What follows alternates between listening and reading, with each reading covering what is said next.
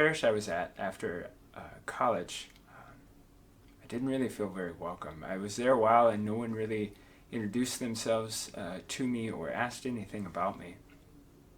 And they were asking for religious education teachers, and I'd really considered it, but I thought, no one really knows me. They're never going to want me to teach their kids. I was there for about 8 months and just felt so out of place.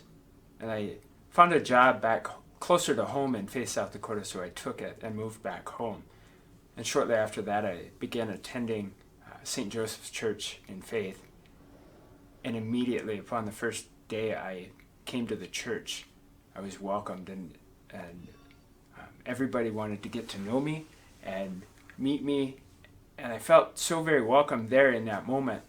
And within a few weeks, I was being invited to parish events like potlucks, and throughout the summer and into the fall, I was invited to social events even in the town, to local sporting events for the high school, and I very quickly began to feel like I was at home.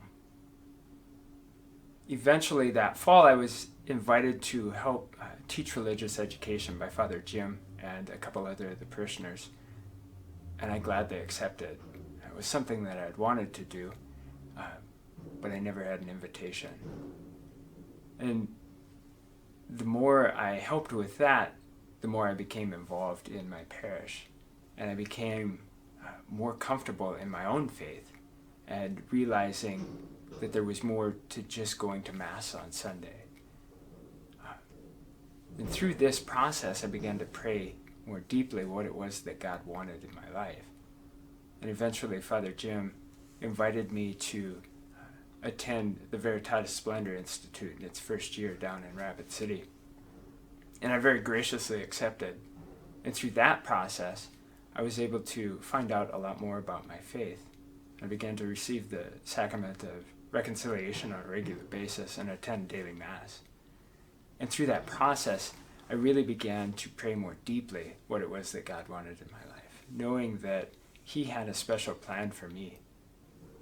And as I began to be more invited into the community at St. Joseph's, even helping decorate for Christmas and Easter or clean the parish, I got to know the people and they became family to me.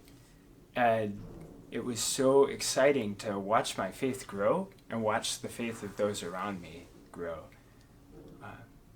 And then eventually, over the course of time, through the suggestions of others as well as Father Jim, I began to more greatly discern a possible call to the priesthood as I exhibited several qualities of a priest. And as I began to pray with Father Jim, he invited me to talk with Father Mark McCormick. And finally, in 2016, I entered Kenrick Glennon Seminary. And looking back, I don't think that without each little invitation, I would have wound up where I was. And I don't think that I would have been looking for what it was that God wanted in my life.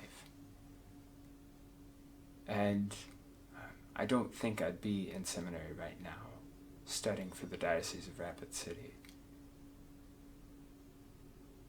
And so it goes without saying that every little invitation, we never know where it's going to lead someone. But if we don't invite someone, they're never going to join us in the faith and find out what it is that God's calling them to.